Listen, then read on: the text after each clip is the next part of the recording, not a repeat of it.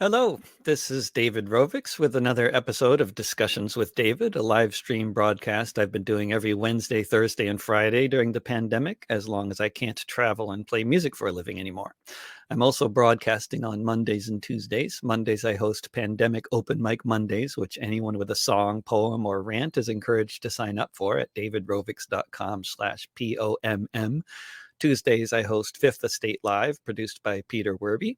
All of these live stream broadcasts start at 10 a.m. Pacific, noon Central, 1 p.m. Eastern, 6 p.m. GMT every weekday. And you can find them both live and in archived form on the Facebook pages of Popular Resistance, Cebu Community Radio, and my own Facebook pages and channels on YouTube, Periscope, Twitch, VK, and LinkedIn. If you go to davidrovix.com or search on any podcasting platform for the podcast This Week with David Rovix, you can also find these programs in audio form soon after they're broadcast live. Another place you can find the broadcasts, along with lots of free content, as well as content reserved only for patrons, such as my 16-part audio memoir, is at patreon.com/davidrovix. That's also where you can support my various musical and non-musical efforts at Popular Education. Today, I'm happy to have Margot Black back on the show to catch up on what's been happening since I had her on last, which was way, way back in April, an eternity ago.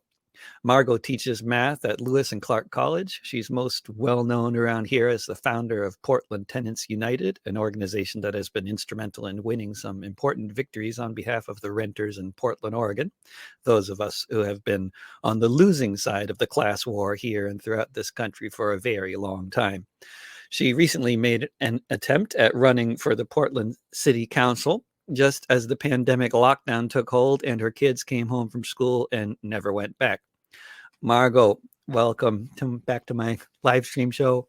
Thanks, David. Nice to be here.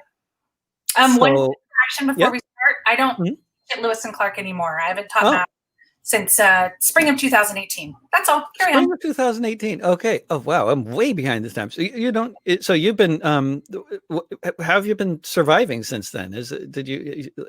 It's a nosy question, but well, it's been a complicated odyssey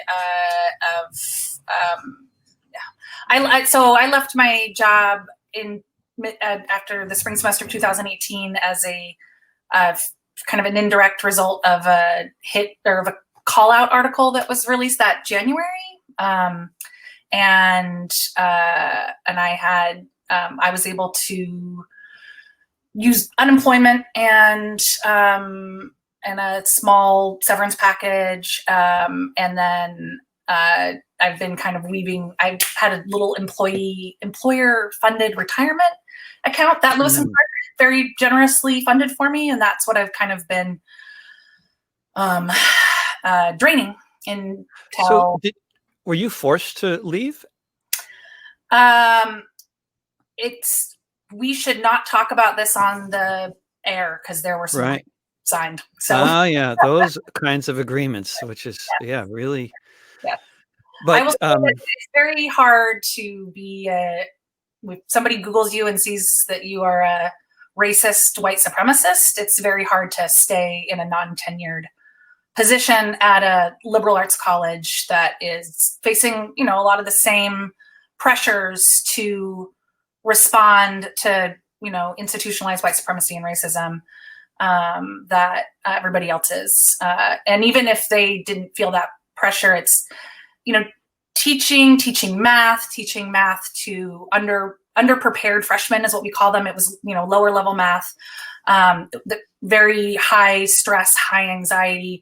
When those freshmen come in, they already don't want to be there.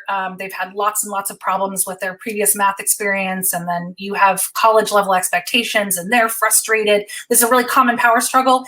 And then they, there's this, whose fault is it? Am I the bad teacher? Or are they, struggling because of their own learning habits? And then they go online and see that I am a known villain.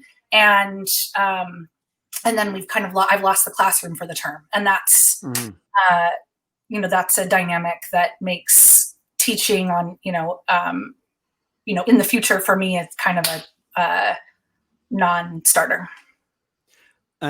I mean, that's one of the things I wanted to talk to was about talk about was is how actively you are trolled online by people who want to vilify you and Portland Tenants United for their for the organization's any association with you, and it's every time pretty much that I ever mention your name or mention Portland Tenants United on any social media platform, I am attacked for it. And this is and the last time it happened, and it's typically it's by anonymous people. They never want to identify who they are. Who accuse me of failing to be accountable and transparent. Right. Well, they're making generally unsubstantiated allegations, and like the last one, it was they were quoting from an article that was not published in any kind of a journalistic enterprise. It's a Medium. Everybody knows what Medium is these days, and that's just a blog site. There's no editors involved. It was an anonymously written article on a blog, which was then presented by this person. Authored by one of the co-chairs of Portland Democratic Socialists of America, because that's what leadership of the Democratic Socialists do, is take down socialists in our community. So these anonymously written posts are being written by people that you probably know who they are, and they just don't want to say who they are. Yeah, I mean, I know most of them, but it's pretty easy to pick out the identity of a lot of the anonymous ones, but then there are others where, and whether it's comments or posts or whatever, or emails. I got an email from, shortly after the more recent articles were published, telling me, like, here's what's going to happen. You're canceled forever. You're done in this town. And that particular email was also signed anonymously as Atlas Not Shrugged, I think, a riff on Rand's article. That I'm pretty sure is, I do have several landlord trolls, and of course they're all anonymous too. And I don't think that the group of people frothing at the mouth to take me down from the left care at all about who they work with. and so they absolutely have, empowered the landlord trolls who have definitely infiltrated that group to help. Which I just, it's like, hey, if you're working with, like, literally, the number one enemy of capitalism, maybe you're on the wrong side of this. There are a lot of people I don't like in the left, but I don't, go after them publicly and take them down because I don't want to do the state's work for them. Yeah. I've talked to a lot of people who are like of my parents' generation who were very active as young adults in the 1960s. And I hear from so many of them who were really in the thick of the movement at the time, which was, as people hopefully are aware, was a very large movement in the last few years of the 60s, especially, and a very with the fraught with lots of possibility, much like people feel this moment in history is. And what so many of them will say that the worst thing that ever happened to them was not the police brutality, but all the backstabbing. And, I think people who are looking around today at all the protests, and, people are well aware of how much police brutality is going on. And, we can say with quite a bit of certainty that the police were just as brutal in the 60s. They just maybe didn't have quite as much, military equipment back then. But all this backstabbing, what strikes me is how, all the corporations and the politicians can all line up and say, yeah, we support Me Too, we believe Black Lives Matter. But then when it comes to actual implementation, if women matter, then what are we going to do about it? If Black Lives Matter, then, how about the cost of housing? If women matter, how about all those women with children who are the most affected people in this housing crisis? And then when you talk about that, suddenly you're attacked. Just, you can put up you can put up on telephone poles anywhere in this city. You can put up anything about the Me Too movement and anything about Black Lives Matter, and it's not going to get taken down. But if you put up something about rent, it'll get taken down immediately, or within a few hours anyway. Because it's actually a challenging. This is, I mean, and that's not. I mean, yeah, Black Lives Matter and Me Too, absolutely, but they're abstract, right? Yes. And it's not a demand, and so it's a statement. And you're right; they'll be left out because it's a statement. It's easy to agree with that, right? I mean, I'm going to say who's going to say Black lives don't matter, but of course Trump has made that okay to say. But it does not take any courage or bravery or hard policy work or sacrifice to say Black Lives Matter, to agree and affirm with that, right? As a corporation or a politician. But yeah, then actually putting the pedal to the metal. I mean, we saw that with Wheeler and police reform, right? When he ran 4 years ago. And every time there's any event, he'll go up to the mic and try to say the right things, right? But then, you get the sense that he's trying to express his just personal horror over how bad things are. But then, okay, well, there's some real concrete, low-hanging fruit you can do about it, Mayor. Right. Mm-hmm. And then it's like half the police, but half the budget of the city is the police, right? What was it? We spend 40% or something.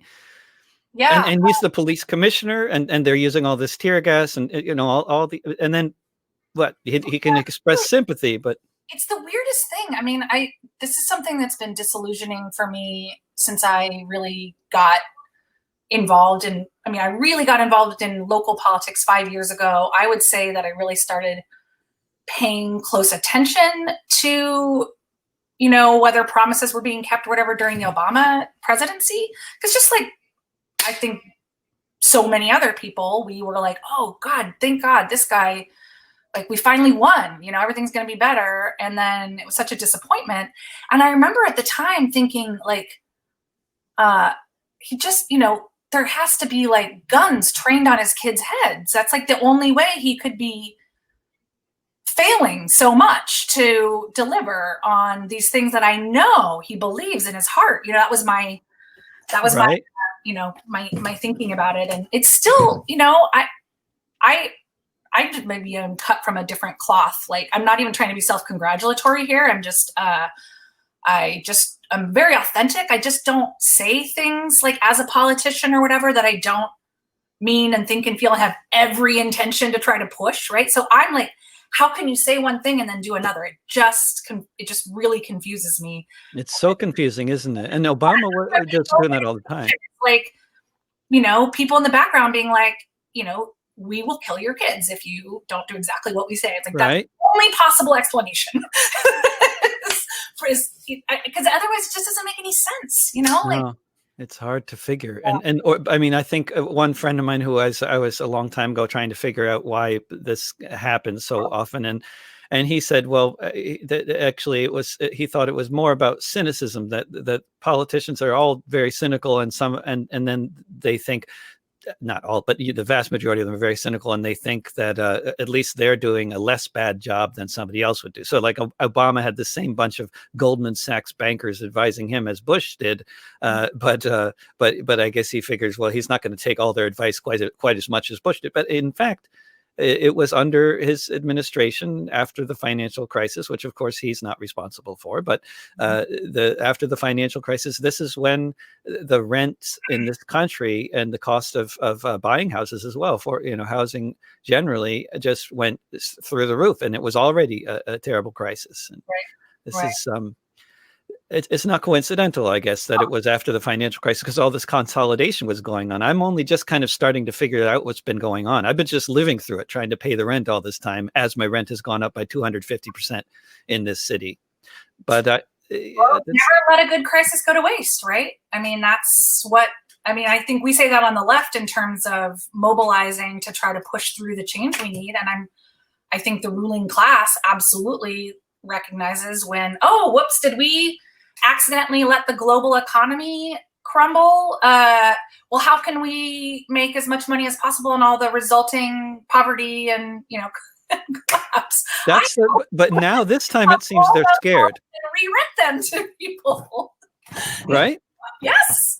But they're scared this time, aren't they? It seems a bit different, doesn't it? Does it seem different to you than it did back in 2008? Because back then it's like, okay, we need to bail out the banks that seemed to be the basic idea. But now it's like they're scared. We're looking at like 20%.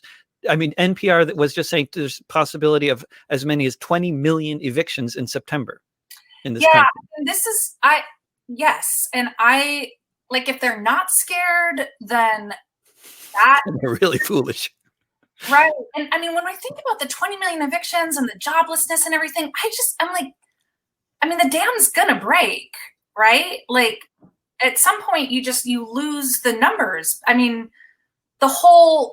The only reason that capitalism can continue to, continue at all in this exploitative cycle is if you keep the most oppressed sort of small enough, right? And you can continue to have narratives that make it their responsibility. They didn't work hard enough, made bad choices in life, whatever. But when you have a critical mass of people who are counterexamples to that by every stretch of the definition and are losing their homes or going hungry or, you're going to lose, right? And so 20 million, how? They can't evict 20 million people. They just can't. It's just not like they can't do it. Like what? Right.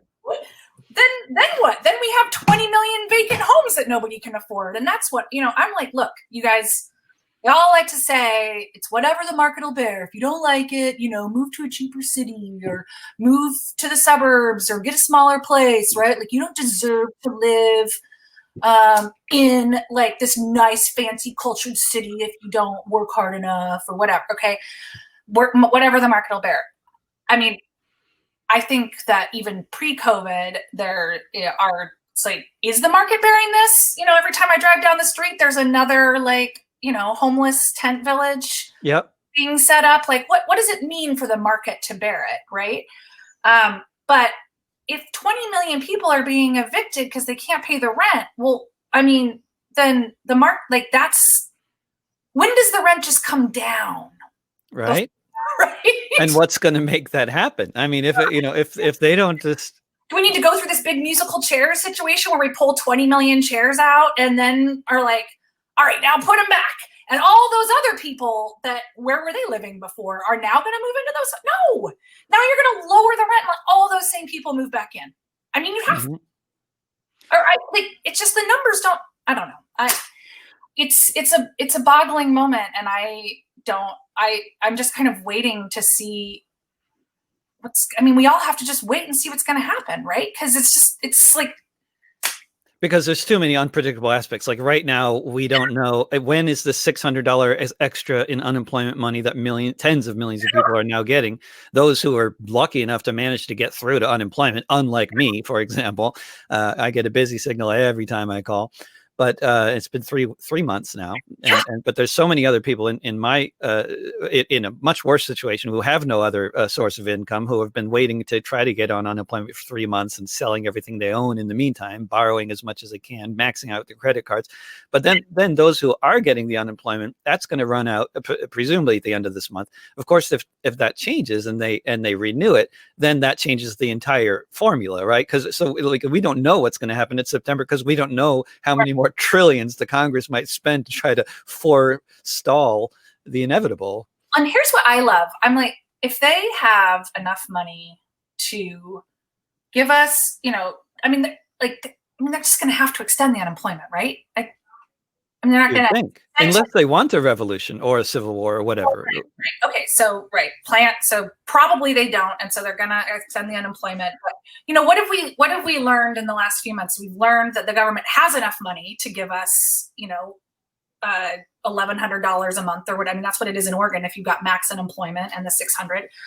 So I'm on SNAP, and they increased my benefits to I was $125 before because I was getting child support and taking draws off my retirement. And then they increased me to $509 just because COVID. And so, why couldn't they give me, I needed $509 before, but now I get it, right? So it's like the resources are there. We figured out how to do a lot of, meetings and school and stuff online. Not that is, perfect. I'm just saying we've come up with so many solutions that we didn't think possible months ago. The landlords haven't gotten the rent and they haven't been struck down by lightning. The houses haven't crumbled to the ground. The global economy has stopped, and the resources that we've been heretofore told don't exist or are scarce have been deployed. And how are they going to take that away and be like, there's no more money? It's like the Portland says, okay, we would open summer camps or the community centers or whatever in a socially distanced environment, but now there's no money because COVID and maybe the police. I don't know if it's police overtime. It's like, what do you mean there's no money? You find money for everything you need whenever you need it. And now you just don't have money for parks, right? Yes, you have the money. You can't lie to us anymore. The cat's out of the bag, right? Which is, Yeah. Somebody who's watching on YouTube is wondering what SNAP is, and that's what we used to call food stamps, which is sort of assistance from the federal government that comes nowadays in the form of a debit card, where you can only spend it on food. Yeah, supplemental nutrition assistance program. Right. Mm-hmm. Yeah. Yes. So I am also trying to get unemployment. I actually qualify for the unemployment extension because my benefits ran out, after a certain day or before, I don't know what, last year. I didn't think I qualified, but I do. And so I applied, and how's that going? Well, I applied 4 weeks ago, because it took me a while to know. And it was really funny because when I first applied, it said you should have received a letter saying that you might qualify. And I was like, oh no, did I throw away that letter? Does it have some secret website or pin on it or whatever? Anyway, I finished the application, and then that day I got a letter in the mail. So now we're talking 3 months after COVID started that says you might qualify for extended employment benefits. And I was like, oh, okay, I got the letter. Literally the day I submitted my application. They should send these letters to the morgue. How are people supposed to have survived after 3 months? No income. And so I have been waiting to find out. And when I applied for unemployment last year, it was actually a pretty efficient system. And I submitted my application online, and I found out right away whether I qualified. And then it worked pretty well. In this case, it's the not regular unemployment, it's the extension. And so you have to apply this whole different way. And I literally have no evidence at all that my application has been received, there's just nothing. You didn't even get an automated email in response? Nope, nothing. And so I've submitted my application in 13 weeks of claims. And I have no idea if it's just lost in the digital ether, or I can't call because it's busy. And I'm just I don't, at some point, maybe there'll be a big direct deposit for maybe. My bank account. It's just it's the system is so broken. It's and it's just for people, probably anybody watching who's from the US this is old news, but these programmers, the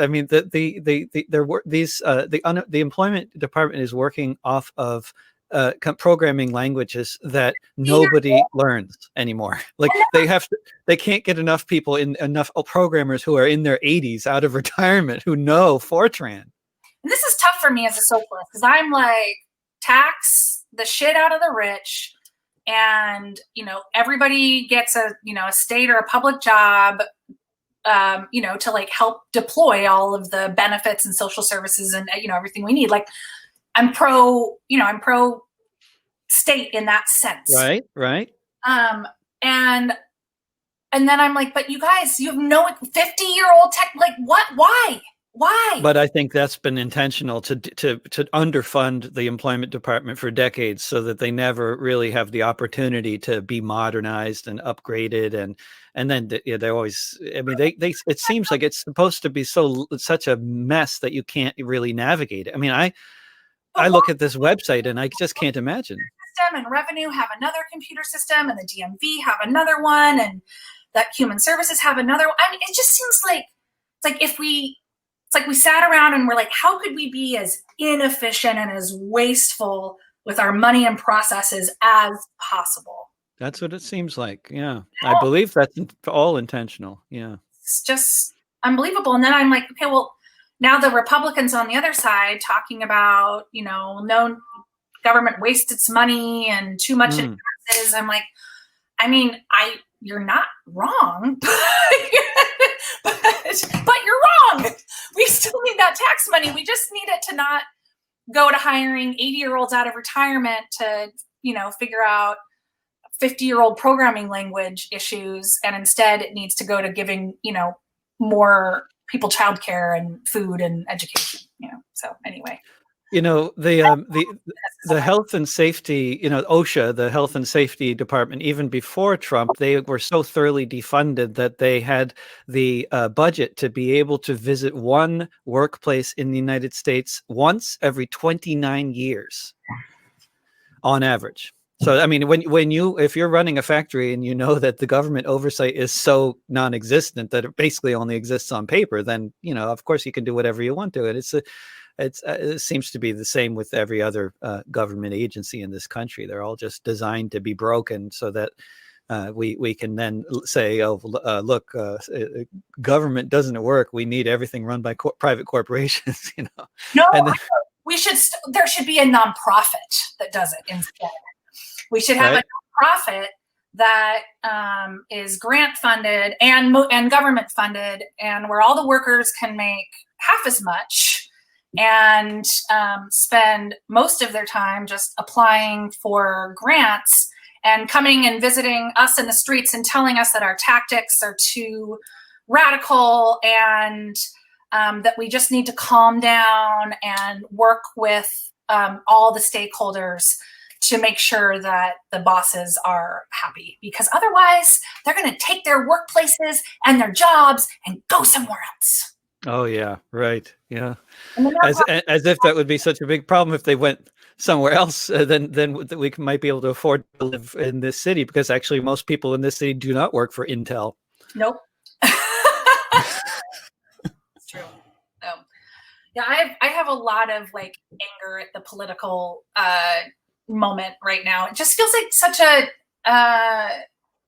moment, and there's just so much opportunity for us to seize on and take power and educate the masses around the fact that the emperor doesn't have any clothes and hasn't forever. And I just feel like we aren't doing a really good job at that. So. But it's a really it's the sort of things that have been happening just in the past couple of months kind of leave the sort of more established little groups of people who have been trying to make a difference kind of in the dust in a way. I mean, it's like we got massive stuff happening, and it may be largely sort of all over the place in terms of the focus, but it's gotten a lot of attention from the political elite. I mean, if anybody wants to say that having a good riot in over 100 cities at the same time doesn't get their attention, that's you're wrong. Thanks for saying that, because sometimes my cynicism overrides my ability to recognize and acknowledge the good stuff. And I mean, I totally agree. In terms of what do protests do? What's the point? Protesting doesn't do anything. We've definitely seen that is not true, right? Yeah, we could have written 1 million letters to your congressman, and it would never get the Congress to start talking about defunding the police, and you wouldn't be hearing it. And that was probably the most remarkable thing to me, that abolish the police, which seemed, it was a new concept to me a couple of years ago, as a fairly, I mean, I've always been as progressive as I knew as far as I could see the bubble, Mm-hmm. and it's certainly, my Overton window has shifted. But it just seemed like, be more likely to seize private property than abolish the police, and then overnight it went to like mainstream media has like abolished the police in its headlines. And that's remarkable. I mean, just the fact that it's become a conversation and people are asking, like, what does defund the police mean? And the police have been really helpful in going out and continuing to show. Right? This is why the police suck. Let me show you again. We'll kill somebody. Read the room. It's just amazing. It is. It's you must just be living in La La Land thinking that this is that you're going to get away with this right now. So we really have accomplished amazing things, but it's frustrating because it does seem like there was, a big, huge push, and we have started conversations that were not even being had before, and both on abolishing the police and even just systematic and institutionalized racism and white supremacy, which is, really good. I mean, I have family in Utah. It's where I'm from, and I just found my biological father in 2018. Oh, wow. Through Ancestry DNA. So I grew up not having any father figure at all, and not knowing who he was, not knowing his name, not knowing anything. And in finding him, I also found a sister and a brother, and now they're my family. It's really awesome. Wow. Yeah. Are they in Utah? They're in Utah. And my sister just was actually here a few days ago visiting. And it's a big Mormon family. My little clan is like LDS in name, and kind of some of them are more Mormon than others. Some of them are definitely more conservative than me, for sure, but also not as far right as they go. However, my dad's cousin, I think this is really sort of fun and funny in a way. My dad's cousin is the Senate Majority Leader for the Republican Party in Utah. And donated to my campaign, $50. All right. They, so they consider themselves, racially progressive.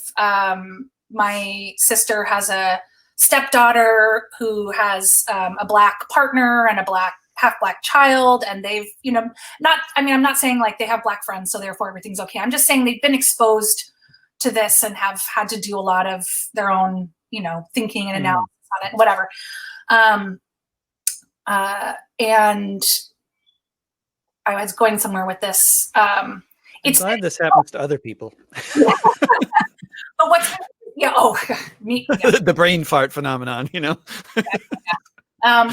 been interesting is, I went down there last summer and was talking a lot about, the call out culture has really affected me and my activism in a lot of ways. And I was talking to my sister about it, and to her, it just, it all like using words like colonialist or colonizer and institutionalized white supremacy, even this kind of cultural norm now of being like, as a white person, I am racist.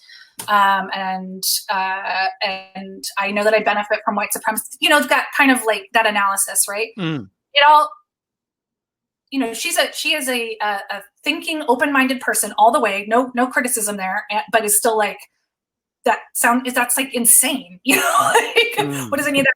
And all I'm trying to do is point out the gulf between the sort of, lefty, milieu and our vocabulary and concepts, and then like everybody else out there who in theory we need to kind of start to like bring together anyway. But that's been changing, huh? That's the thing. Fast forward a year, and I just saw her last week, and she was reading How to Be an Anti-Racist, and we were talking about systemic and institutional white supremacy, and it was just a whole different conversation, and it was just phenomenal to me that it had like pierced at that level, Yeah. All of a sudden, just since the killing of George Floyd, Michelle Alexander's book, The New Jim Crow, which is 10 years old, is a bestseller again. And that's really, it reminds me of after 9/11 when everybody started buying Qurans, which I mean struck me as a sort of it's groping in the dark, but a sort of, clearly a lot of people were trying to understand what was happening here, doing their best. I mean, the New Jim Crow is a much better book. Yes, I'm glad they're reading that one. Yeah. What makes a city? No.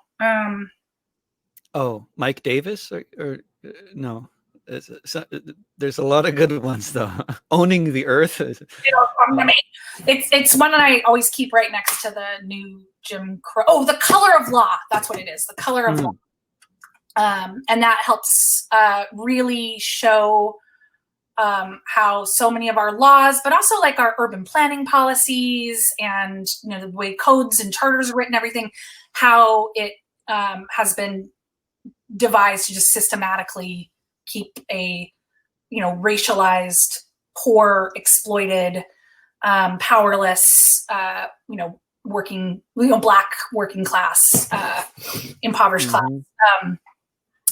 And I'm glad they're reading those books. I would like, since we are like on live TV, I would like to be a white woman who says publicly that Robin DiAngelo's White Fragility is the last fucking book that anyone should be reading right now. Oh yeah, I haven't read it, but it's you read it? It's no good?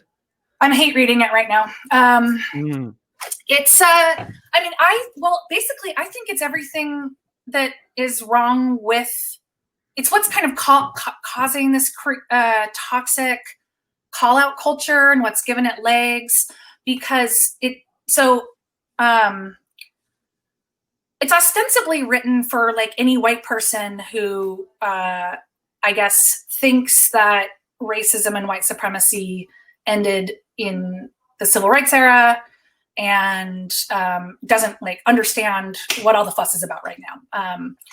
And I'm trying to think, okay, well, if I had read this book like 10 years ago, it was only written a few years ago, would I get more out of it? I mean, she does a pretty good job of explaining white privilege and different ways that institutionalized white supremacy and racism manifests in our neighborhoods and schools and workplaces. And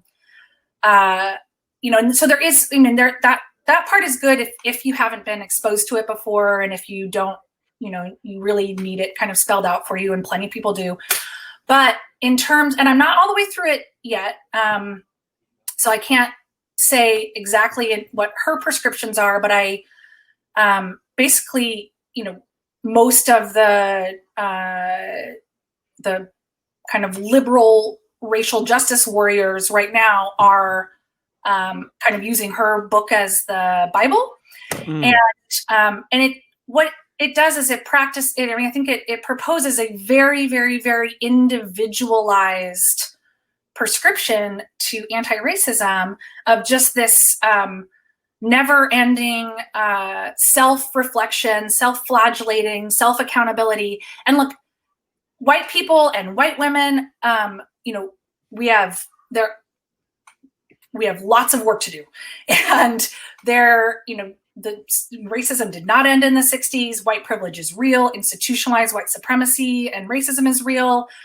As white people, do we benefit from that? That is all very real. Do we have internal and implicit biases that affect our behavior and react? All of that is true.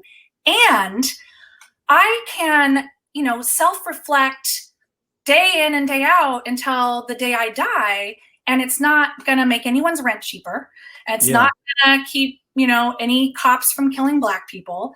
And really what it is it's a very capitalist solution. And it's basically you need to hire the Robin DiAngelos of the world to come to your organization, to come to your workplace, to teach you about how you're privileged and teach you to feel a sufficient amount of guilt around that, just so you can be more aware. And then they move on to the next workplace, and there's no prescription, and there's no collective responsibility. And I feel like it's very And to me, I think this is one of our biggest struggles is capitalism is based on this individualism, right? You work hard, make good choices, and you too can be anything you want, right? You can have the American dream. You can be CEO of your own corporation, you God of your own planet. It's the Mormon Church, and you don't really have a responsibility to the collective. Maybe your family. I mean, that's sort of the extent of our collectivism anymore. But you don't feel any responsibility for society, or that and that's really different from healthier societies and cultures and economic systems, right? Like if we do want to move towards socialism, we need a different social contract that says that we care about that frail, sick person, even though we worked hard and made good choices in life, right? And so we don't. Sorry, I spend a lot of time thinking. No, I'm thinking about this a lot. So we can change the social contract, but and then as we do that, we also can look at our internal biases and look at how we white people have grown up from birth thinking that we're better than other people, and we can understand that and understand how it's affected our sense of superiority, and by the same token how Black and brown people have been raised with the same message that they're inferior to us, and this affects everybody so profoundly. But none of that's going to change until the structure changes. In this city of Portland, the average rent, the average Black family in the United States cannot afford a 2-bedroom apartment in this city on what the average Black family makes. This is a structurally racist city to the core.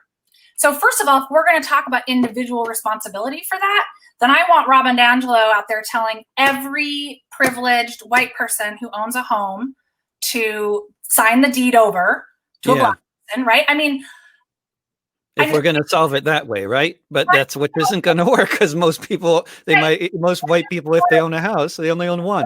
Build the movement on individual guilt, right? Yeah. And you've got to tell individuals how to make real sacrifices to offset that guilt, right? Me just sitting and feeling guilty all day and all night it's a perfect prescription, because it doesn't challenge the system, right? It's not asking anything from our politicians. It's not asking anything from our corporations except to spend $40,000 to bring Robin DiAngelo in to give a workshop for a week, right? But it's not asking for real systemic change.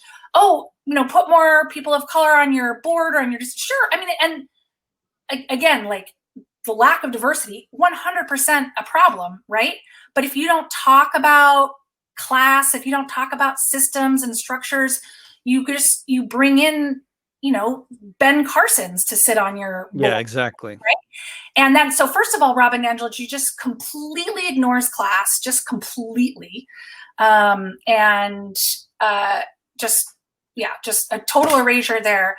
And I know that's sensitive, especially right now, like class reductionism. And it's, we on the left, I think we have a responsibility to figure out the right way to have that conversation that isn't alienating to people of color and women who feel like their struggles are being erased. Well, if you listen to Reverend William Barber of the Poor People's Economic Rights Campaign, or you listen to Cornel West, or so many other very prominent voices from African America, you can hear a hell of a lot about class. They'll start talking about class right away, because class and race is completely intertwined. You cannot separate these things in this country. It's impossible. Right. And then the other big problem with it, and I think another really big problem with our movement right now, and that is again sourced at this kind of white guilt fuel for it right now, is that it really, I mean, I think of successful movements as being an outcome or an output of shifts in power, right? And seizing power from those who have it, and using our newfound power to create the world that we want, right? Like when we Portland's relocation assistance ordinance. I know that your viewers don't all know what that is, but big deal in 2017, kind of unprecedented. By the way, it just got held up by the appeals court. I heard. Yeah, I was going to ask you about that. So this might go to the Supreme Court if they're trying to get it shot down by the Supreme Court, if they can manage it. Yeah. So appeals court said, nope, not rent control. It's fine, which was great. That just happened 2 days ago.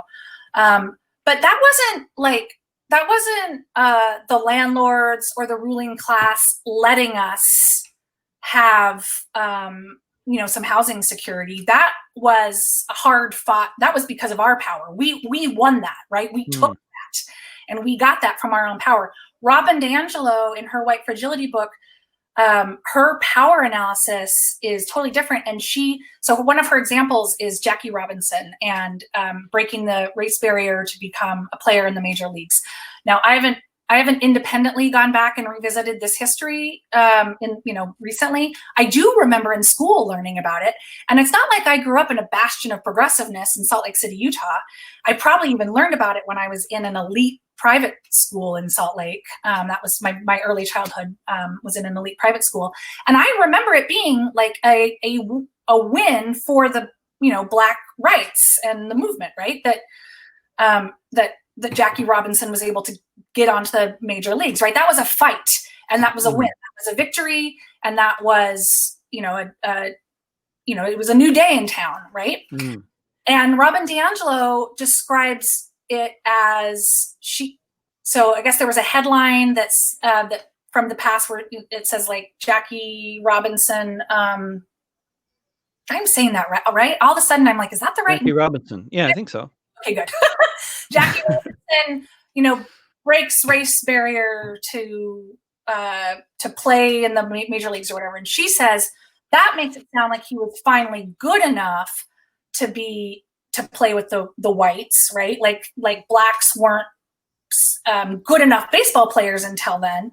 And she said, instead, we should rewrite the headline as whites finally allow blacks to play baseball.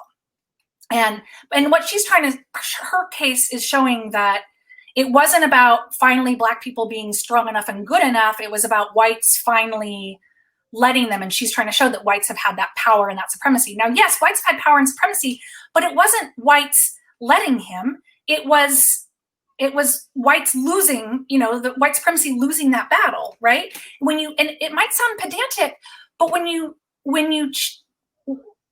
use the words let or allow, it's empowering, and I'll never forget in the early days of PTU, I'm a woman, and I am not a particularly shy, mild-mannered woman, and I just say what I want to say. And there was a fella in early days of PTU who was also around the table, and after he left, he made a comment to somebody that said, the only reason he let me take up as much space as I did is because I was a woman. And I was like, let me? Who put you in charge? Like, you didn't let me do anything. I took up space because I have power and ideas, and I took that space. I didn't ask for your permission, and you didn't grant it. In fact, that's why you quit, because you couldn't manage me. And so what I'm trying to say is that it denies the power of movement building. What Robin DiAngelo has done is she's made it sound like all victories have been won because whites have let Black people win, and really, no, it's been because Black people have risen up and seized power. And to the extent that they weren't, that those victories weren't as full and complete as they should have been, is because of, the counter, the FBI coming and slaughtering the Black Panthers and whatnot, which shows you right there, they weren't letting anything happen, right? Yeah, they were actively trying to suppress the movement to had some success in spite of that. And really, the more general thing here is that this hyper focus on, and again, there's a balance here, because we can't, color blindness is not the answer, but this hyper focus on institutionalized white supremacy and white guilt and all of the racism, white supremacy that has been, that's baked into the air we breathe and the water we drink and everything we do. because the conversation is so much about that right now, it's really erased so much of Black history. And I just last week I was having a conversation about I can't even remember if it was Black revolutionaries here in America or other revolutionary movements in Africa and Latin America.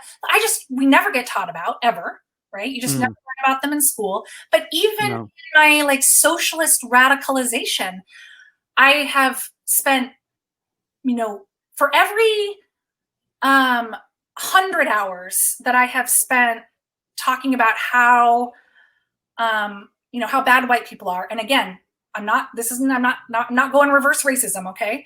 But for every 100 hours that I have spent being, unpacking my white supremacy and white privilege and focusing on how bad white people are, I have, spent 1 hour learning about Black history and Black revolutionaries, and not because of what I'm seeking. That's just like the conversations that are happening online and in the streets and everywhere else. Like, we're not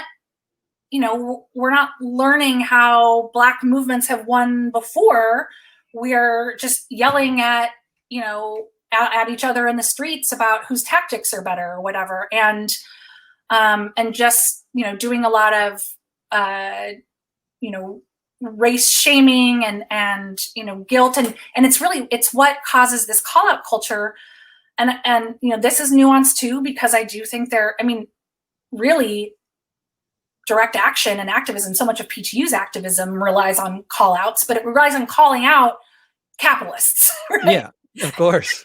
And politicians. And so I don't want to just blanket say, that, we have to get rid of call out or cancel culture. But backstabbing, is that what they mean? What do they mean by cancel culture? What is cancel culture? I keep on hearing the term. I don't even know what it means. What is it? Yeah, I know. It's a new term. I guess getting canceled means you get deplatformed, for me, I've been deplatformed. I can't get a job. I'm not welcome in organizing spaces. I'm not welcome in, I got kicked out of non-political moms groups because I am not safe. Because people looked you up online, found stuff that they didn't know, this unattributed nonsense, and then they feel uncomfortable. Because what we should be doing right now as white people is finding other white people who are who have sinned or whatever, and identifying them, and then showing to everybody that we are good allies by rooting them out. We're not going to tolerate this anymore. The moment has come, and so they're going to, find us and root us out. And again, it's because we haven't been given anything else to do besides self-reflect and find others in need of that self-reflection. And that's the only, then we're like, oh, I did a thing, Yeah. It's like trapping gophers in the yard or something. And it's like, you finally, I've never trapped gophers. And so I really have but searching here for an analogy. Right. And then, finally you find one in your trap and you're like, yes, progress. And, and I think we're scared of power. We don't know how to occupy our own power. We don't trust power because it has always been used against us.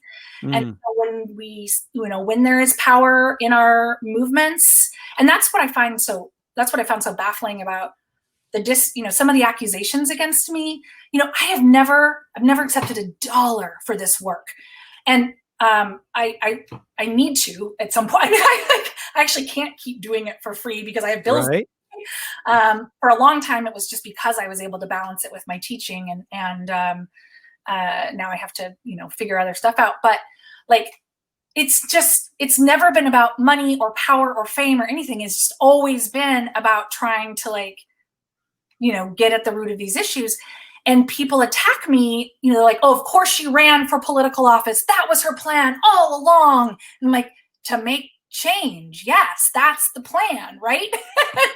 And it's just this trust of anybody who kind of starts to have power. And Did you find running for office, did the degree of backstabbing increase because of the effort of running for office compared to other political activities you were engaged in before that? Well, that's a good question. Have you become more cynical since running for office? Or Yeah, I mean, it was interesting. So there was a lot of backstabbing that came before running for office. yeah, that's why I'm wondering, a hell of a lot before that. So, I mean, did it actually step up when you were Well, running for office? actually, I mean, so one of the things I kind of gambled on when I started running was that so much of the backstabbing has been sort of in the shadows, behind the scenes backstabbing, and not all of it, but most of it from like the last 2 years. And I sort of, because I know that I stand for the right issues, I fight a good fight, I have a track record of winning.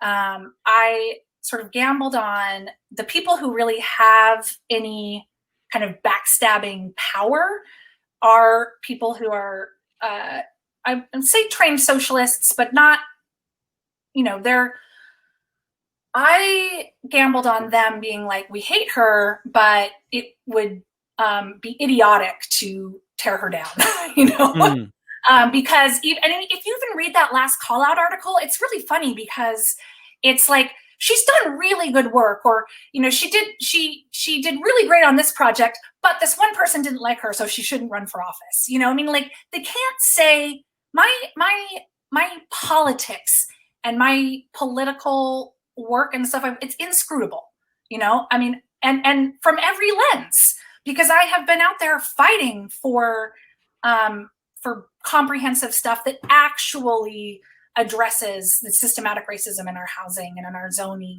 and stuff like that. And so my gamble was that they would leave me alone, knowing like, okay, there's just something about that outspoken woman that we don't really like, and we don't know what it is, and we think she's awful, but since we're socialists, it would be embarrassing to come out against her. and I even know that, there were people who hate me and voted for me because I, heard through the grapevine, because they're kind of like, she's still the best we've got. Mm-hmm. So that like last minute teardown was, it was really shocking. Actually, I don't think it affected. Was that the anonymously written one that I saw that somebody shared as soon as I, mentioned Portland Tenants United online? Yeah. Well, it came out 2 days before the election. It did. Okay. And anonymously written, published in Medium. And I didn't even read the whole thing, because when somebody sent it to me, I looked at where it was published and that it was not credited with anybody. And I figured, okay, it's just probably a rehashing of stuff I've already heard before. And why should I bother reading it? Whoever wrote it doesn't even want to admit who they are. Well, the funny thing is it wasn't really a rehashing, because Cameron Whitten, who wrote the first one, took his down and said, right. That's what I heard. But whoever knows that? I mean, I wrote something critical of the Black Bloc 10 years ago, and anything I've ever said that in support of rioting, which I think is generally a fine way to get things accomplished if you want to get the attention of politicians, as we've seen in the past couple of months, it works. But but at the same time, I have been critical of Black Bloc tactics in other situations, in other circumstances in the past. Wrote one article about it. That article got circulated all over the place, and anything I've written since then doesn't get circulated. They pick these things. It's like Martin Luther King's speeches. Anytime he talks about love, we all know about the love speech. When none of us have, they never talk about the anti-war stuff and the class war stuff and the poor people's campaign that he was working on before he got shot. Mm-hmm. Yeah, and I mean, you're right. So they did know that Cameron had taken it down, because in subsequent things they were like, now Cameron's gone all corporate capitalist too, and so we're working together was kind of, I think, the ploy. But no, and what was so disappointing about the most recent call out article, and what is so disillusioning to me about kind of the state of the left right now, at least in Portland, I mean, is that it was largely organized by my soon to be ex-husband's new girlfriend. Whoa. And it was all, I mean, it was really just about personal, stuff. I'm very disappointed to admit that I am now part of an acrimonious divorce where, I am being construed like. Actually, what I want is my husband, whatever he is, I want him to be embarrassed that he is now part of an acrimonious divorce where his ex-wife is, crazy and irrational and unhinged. Like, it's just like, we're so much better. We're so much more grown up than that, But that's the narrative that she needs to have be true in order for her to feel secure in a relationship, whatever. Even the fact that we're having this conversation right now. Yeah. It's like so. And it's so sad that we have to. But that's what fueled that article. Right. And this rent strike effort, the folks starting. As much as I totally support the rent strike idea, the idea of supporting a rent strike and where the main person forming this group is mostly talking about how much she doesn't like you. It's just completely bizarre, and especially for anybody that's like new to Portland or new to tenant activism to come across this stuff. And I left the group. I think I mentioned to you before. I left the group when there was some post where somebody said something nice about you, and then I clearly that everybody else was saying nice things about you, because all their posts you could see how many of the comments were deleted, and there was like this one post which like 9 comments.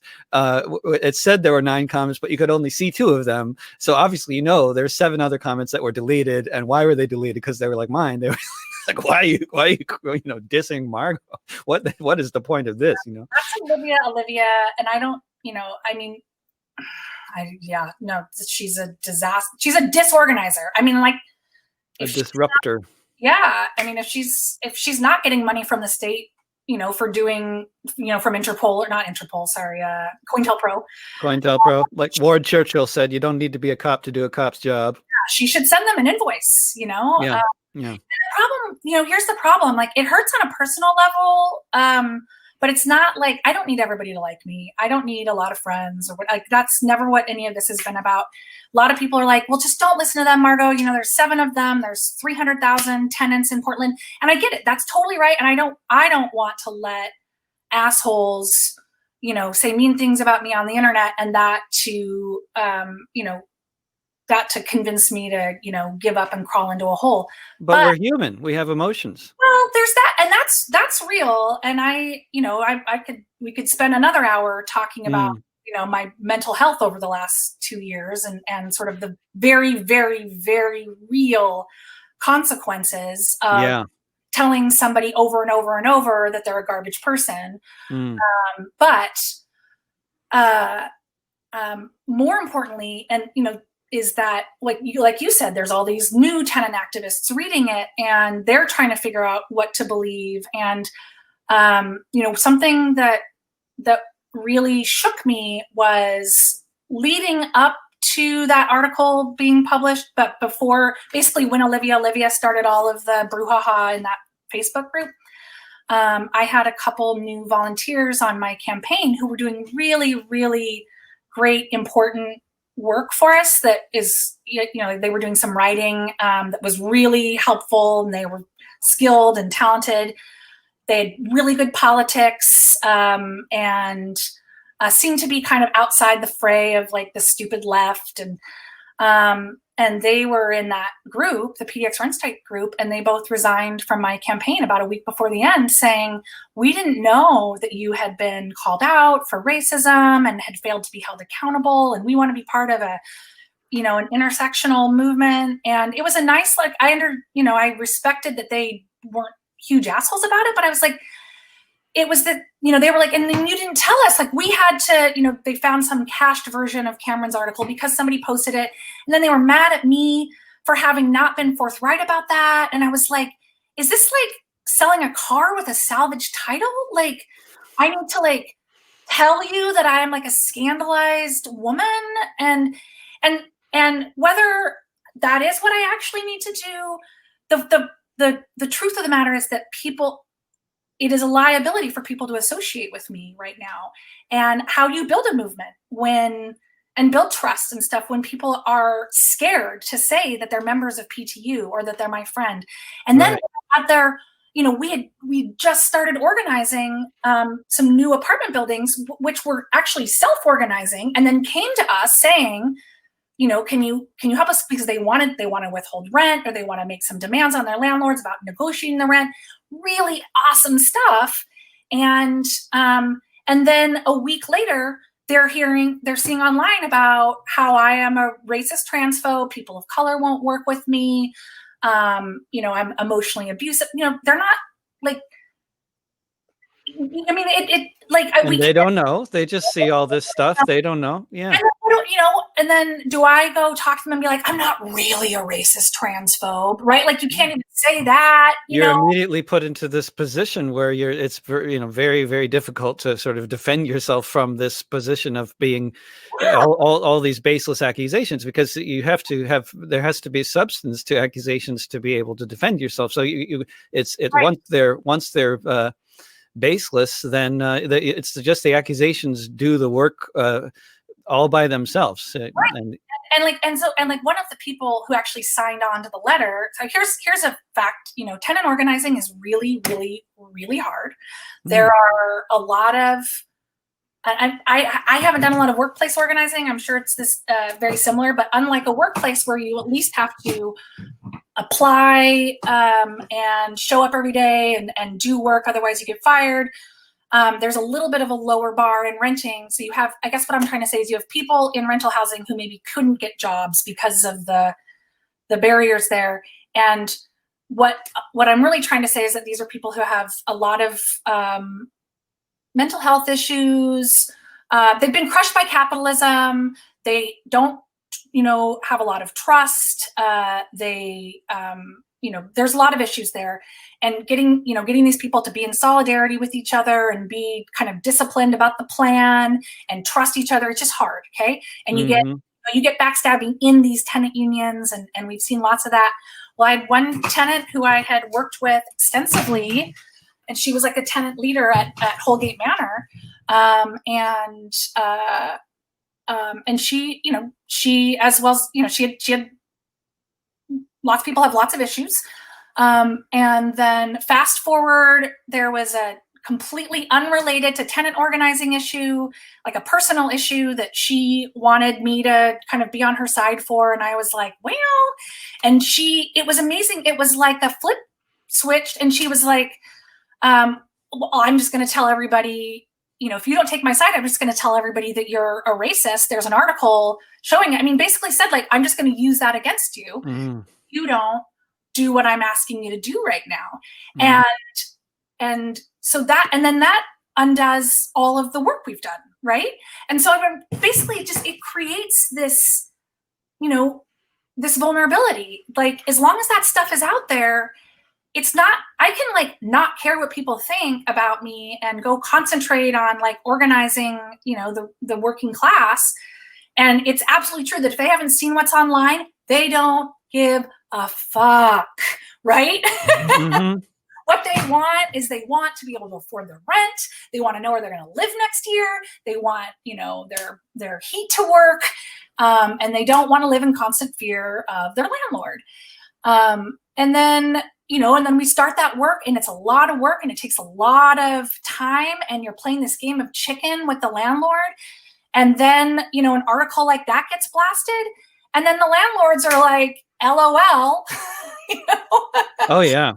And I'm sure if it didn't get blasted, then one of the landlords would share it. And yeah, they already do. Yeah. And then the tenants, as soon as you have a tenant who has any reason to, not feel like they're getting their needs, whatever, then they bring a copy of that to the next meeting, and it's all undone. What's even perhaps more insidious, I would guess, and this is where it's really even hard to even have any idea of, is how many people don't get involved in the group in the first place because they see an article. Yeah. Because I know, like, from my own experience, as a famously supposedly anti-Semitic musician, if you're critical of Israel, you're going to be denounced as an anti-Semite. And, this is what people find if they look for me online. So, but most of the time they're not going to bother writing me or denouncing me as an anti-Semite. They just aren't going to hire me for their festival. Right. Right.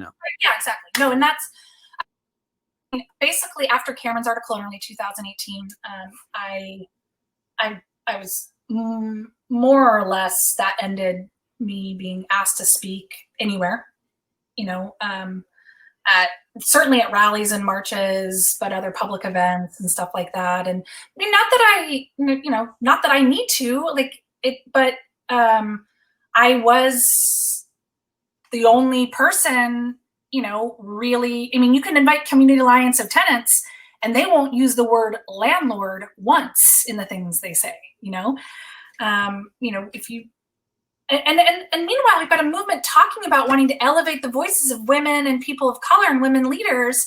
And like, I have been wholesale replaced by cishet white dudes, like as soon as it was, as soon as Cameron took me down with his 2018 article, Sammy, my cishet white husband, and actually the one who was guilty of some of the things in the article but wasn't named, he was the one invited to go do the speaking. And it's like, this maybe has something to do with why we don't have more women in leadership. You don't let them get there.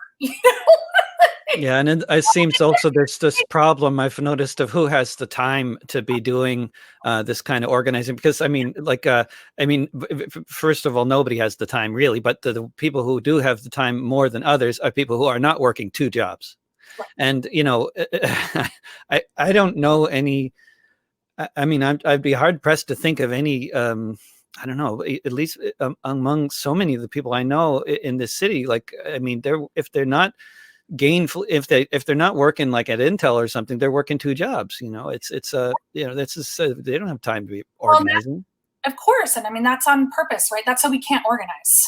Yeah, we have to work constantly, so we can't organize, and that's certainly something I've seen in tenant organizing, and just in general, it's hard to get the folks who should be involved because they have two jobs and three kids, and I mean, you look at community radio, like who has the time to be having a community radio? I mean, not to say anything about cable in particular, but just like community radio all over the country. Like it's a lot of people who are retired, they have the time, and it's not like they're trying to promote the voices of the elderly. It's just, right. It's just like, I know I'm a white woman, and I heard loud and clear in the beginning of my activism, white people only cared when it started affecting them. That is true. I remember the moment where I was like, oh my God, am I going to get priced out of Portland? Like, I never thought that was going to happen to me. And between that and like a landlord, treating me like I was a kid, and I was like, how you can't treat, why can't you treat me like that? And it was when it started to affect me that I started to fight, and lots of other white people too. Yeah. And the anger from, the Black community about that, totally righteous. I get it. So I have really, like, how do I use my white anger and all the privilege that I get as a white woman with a lot of cultural capital? I mean, I'm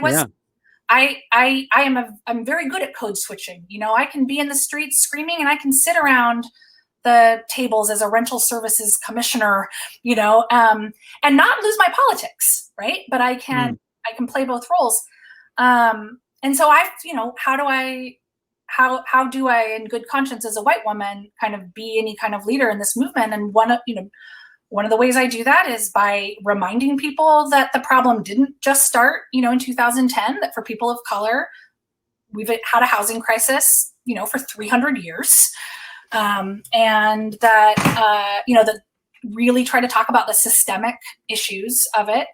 Eschew homeownership as a solution, because that is like, fine, I'm not going to begrudge anybody who wants to go buy a house, but that is a solution that was only ever meant for elite, like white landowning males. And then finally, we've kind of allowed a few other classes, but then we have created huge structural barriers to really opening homeownership up to a broader swath of people. so I talk about the history, I talk about the racism, and then when we do policy work, I've prioritized the application and screening, like basically all the ways that keep people from being able to get into an apartment because of credit check and criminal background histories, and rental references, all things that disproportionately affect people of color. Anyway, and I fight when we write policy. I mean, our fucking rent control policy that PTU was told, if you fight this, it's because you're privileged white people and don't care about organizing from people of color. Who is protected by limiting rent increases to 10% a year? Middle class renters. Okay. This city is unaffordable to the average Black family now, and that was also the case a few years ago, and it's just getting worse. 10% is ridiculous. And landlords, they still get 1 year to no cause people. Who do you think get no cause in their first year?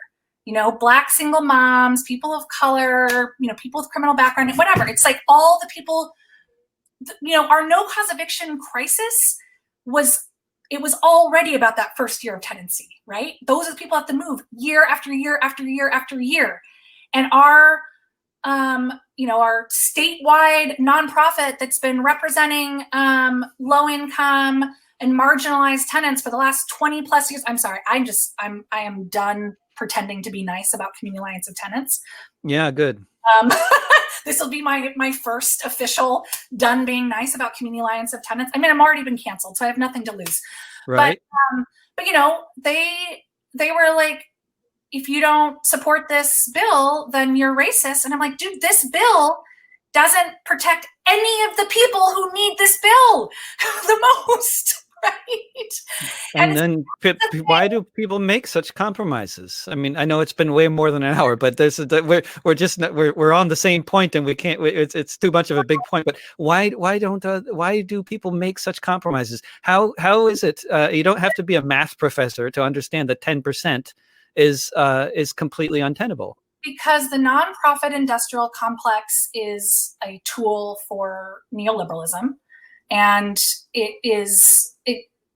and neoliberalism they have completely co-opted identity politics.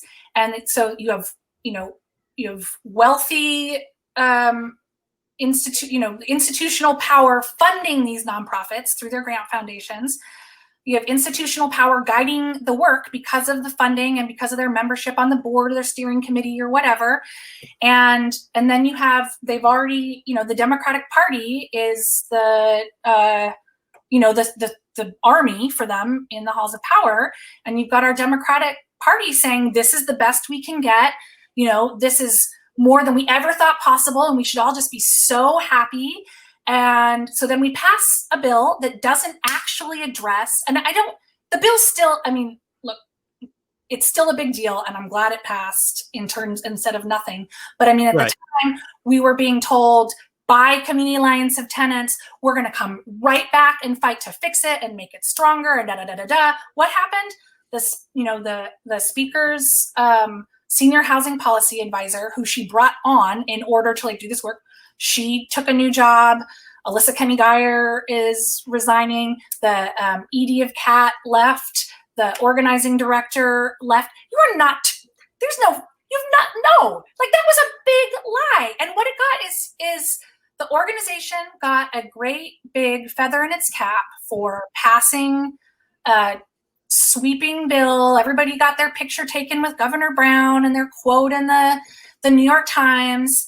And, they will be in the history books or whatever.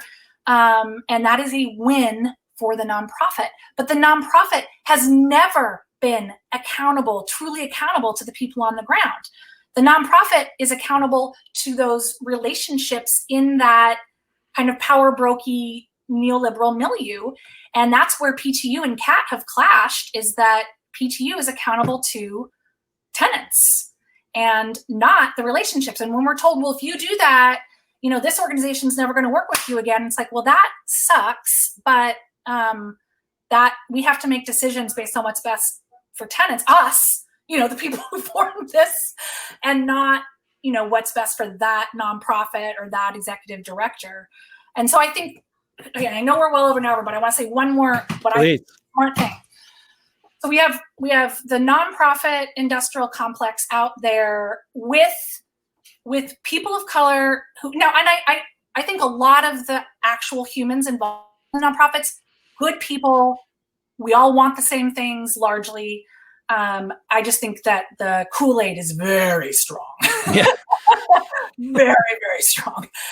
So you have these people, lots of people of color and people from other underrepresented groups as the, on the front lines, making it look like this is POC-led organizing, but it's being funded by neoliberal institutions guiding the work and saying what is and isn't possible and what we should and shouldn't be grateful for.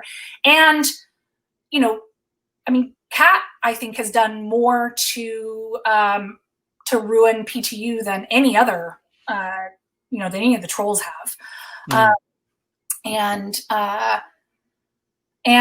so you've got that force that is just out there really, it's just counter-revolutionary, right? It is just trying to constantly take the temperature on the ground and do whatever is needed to kind of keep things under a low simmer. And then you've got this, kind of what we talked about before, this fear of power on the left. And, the ruling class, they are class conscious. They are disciplined. They are trained. I don't know if you've watched, and if you haven't, you really should, and so should all of your viewers, and then maybe we can have a little talk about it later. Mrs. America on Hulu? I think it's on Hulu. And it's about Phyllis Schlafly and the Equal Rights Amendment and like the feminist movement in the basically it's about the Equal Rights Amendment failing to become ratified and how Phyllis and her opposition to it. Yeah. And it's a recent series. It is brilliantly, in my opinion, it's brilliantly cast, brilliantly written. First of all, I learned about a whole bunch of feminists that I was just never taught about, and I'm just mad. I'm mad about all the history I learned and all the that I didn't learn all this other history. And it really kind of centers Phyllis Schlafly, and it's not a right-wing propaganda piece. It's not made by the right wing. It's made by the left. And it's fascinating that they kind of, they really focus on her and they don't demonize or vilify her. And which I think is important because you have to realize that the people on that side, they believe in what they're fighting for, right? And you need to understand that. And you need to understand what their motivations are. And if you just see them as like people who wake up in the morning and are like, how can we fuck the poor? Then you don't really know who you're fighting. Anyway, what's fascinating is it shows that first of all, the feminists, they just weren't ready for Phyllis Schlafly, and they just did not, they were out organized by her. But then they had infighting going on, right? They were fighting about whether, about abortion being part of the agenda, about gay rights being part of the agenda. There was distrust. Meanwhile, over here on the right, and really it's 6 episodes, maybe 9 episodes. Every episode, it features different characters, but you've got Phyllis kind of there all the time. And it's just showing the organizing she did. And it's brilliant organizing that we should be emulating. Okay. Right. I have long said the Mormons are the best organizers on the planet. And it even shows her like making a call to the Mormons. But it's brilliant organizing and it's disciplined. Right. You see like some of the women in her cadre. I can't remember what it was called. And they're well funded. Yes. Well, they're well funded, but you see them, she's the spokeswoman and kind of the number one person. You can see them being like, well, what if we named the group this or like, could I make the speech? And Phyllis is like, no, because I'm better at it. And this is going to be the name. And I'm not saying that her kind of tyrannicalness is what we should do instead. But the fact is they didn't tear each other apart. They, like Phyllis, again, did she make all the right choices? As an organizer on her mission, I'm not going to say, but what she didn't have was people in her group trying to take her down. And that, whereas on the left, we don't have any discipline and we don't have any loyalty and we don't, we are willing to sacrifice the cause. We believe we're going to lose anyway, most of the time anyway, right? That's the thing, right? We don't really believe we're going to win. And so it all just becomes cosplay. and we just want to make sure that the credits that roll at the end have certain names on top and not others. And yeah. And then next time I want to talk about all the different motivations of each member of the Portland City Council. That would be a real geeky conversation for locals, but it would be a fascinating one. Can we just do this once a week? Can't we just do yeah, that might be a good idea. That would be fun, wouldn't it? There's too much to talk about, definitely. Yeah. Portland politics. And we'll just be you and me talking about no, we could. Actually. It's a good idea. Interesting things to say. And nobody to say them to anymore because I'm canceled. Because you're canceled. Yeah. I want to talk about cancel culture more, but not that we haven't been talking about that, but now I know what it means. Now, I didn't even realize that's what that's what they're talking about. I just read a fascinating book. This is the last thing I'll say, then you can cut me off. And I can't remember the name of the author, but it's called "Is Shame Necessary?" And I thought it was going to be a book, and I was sort of hoping it would be a book about how awful call-outs are, because it is about shame and humiliation, and kind of a self-helpy book or whatever. No, it was actually a political book, and it was about the difference between guilt and shame, and how actually in the West we use guilt as a tactic. That's, the call-out is about shame, but that's where, let's come back to how I said PTU uses his call-outs. Call-outs and cancel culture is actually, it's a very, very, very effective mechanism of social change. PTU uses it effectively against politicians and landlords. The left uses it effectively against our own, and changes, and that's why we, can't have nice things. But the nonprofits and like neoliberalism uses guilt, and that's individualized again. Because, so, I'm this privileged white person and I'm overwhelmed by how bad things are in the world. Who can I write a check to? Right? And they just write a check, and then, they've renewed their membership to the NAACP or the ACLU or whatever it is, and they're good white allies. What politician can I write a letter to? Yeah, exactly. And so it's, again, so it is an incredibly great analysis. It lacks a Marxist analysis. It lacks she's an environmentalist and is coming at it from how we have screwed up the environmental movement by focusing on individual guilt and choices. Like her example is the dolphin safe tuna. That was like where she kind of learned politics, and how we didn't make it so that the nets that catch dolphins are illegal so that no more dolphins die. We just labeled the tuna where dolphins don't get killed. You can still buy the tuna that kills dolphins. Yeah. And so it's just up to the individual consumer. That's right.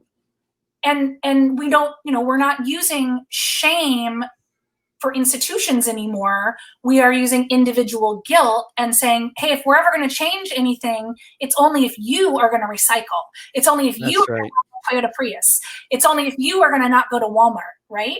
And to put it in an obscure perspective from the working musician perspective, we are constantly hearing on the mainstream media, if you think Spotify is an exploitative corporation, then don't have it on your phone and buy music instead. Well, no, the problem is that Spotify exists. The problem isn't that people choose to use it. It's dominated the market just like Uber has. It's like, if you don't like Uber, take a taxi. Well, there are no more taxis. Well, right. And shaming people for going to Walmart when they're poor, and that is the only chance they have to get Christmas presents for their friends. Look, the other stores are gone anyway. I mean, Walmart made sure to put them all out of business. So what are you going to do? Shop at some fancy place that charges 3 times as much? No, of course you're going to go to Walmart. We're going to Walmart. Attack Walmart. Yeah. Yeah. Unionize Walmart. Do mass boycotts of Walmart or something. But don't you dare tell that like poor single mom going in there to get a TV on sale so that her kids can watch cartoons in the morning while she sleeps in, that she is like the problem. Yes. No, she's not. And that's what that book is about. And I just think we have a lot to learn. And what's the book again? What was it? Is Shame Necessary? Great. Yeah. Excellent. And I gave it to one of my Marxist mentors and political mentors who normally I don't I generally feel like I can't recommend a book to him that he hasn't either already read or that would possibly teach him something he doesn't know. Mm-hmm. And he said it was a really good book. So Excellent. Margot Black, thank you so much for joining me on the show. Thank you so much for having me. Sorry that I rambled. No, that was exactly what I was hoping for. Next time we'll get more targeted rambling on all the members of the Portland City Council. I think that would be a good discussion, especially for Kabu. The election for my race is August 11th, so we have to. Dan Ryan can't win, David. What's this? Dan Ryan can't win. The seat I was running for, C2, is a runoff between Loretta Smith and Dan Ryan, and I'm going to endorse Loretta Smith, which I find surprising, but I'm actually feeling really good about it. And Dan Ryan is an amalgamation of Ted Wheeler and Dan Saltzman. When I said we need to tax the rich, he said, let's not do class war. We're all in this together. Oh, yeah, right. When you're losing the class war, then they can tell you that we're all in this together. Yeah. David, everybody's hurting right now. Oh, yeah. Even the rich. Yeah. Even though they're getting richer, they're still hurting somehow, even with their private swimming pools and their own tennis courts and stuff. You know. Have you ever lost $1 billion? Do you know how that feels? So painful. Yeah. I mean, come on. Anyway, no to Dan Ryan, yes to Loretta Smith. Maybe we'll talk about that next time. Sure. Good. Okay. Thank you, Margot. Take care. You too. Bye. And thanks for tuning in to this conversation with Margot Black. You can find this and other discussions with David in archived form in various locations, such as the Discussions with David playlist on youtube.com/drovix, at patreon.com/davidrovix, at soundcloud.com/davidrovix, and on any podcasting platform if you search for the podcast This Week with David Rovix. My latest album, Notes from a Failed State, is now up on Spotify and all the other usual music streaming platforms. The music, the live stream broadcasts, and the podcasts are all free, but if you want to support my journalistic and musical efforts, plus have access to some exclusive offerings just for patrons, please join my community supported art program, or CSA, at davidrovix.com/subscribe or patreon.com/davidrovix. Artists for Rent Control is now set up to start organizing an emergency eviction response team. Please go to artistsforrentcontrol.org and sign up. Hope to see you again soon here in the Matrix and out on the streets. Don't pay the rent and don't be afraid of your neighbors. Mutual aid will get us through. Bye for now.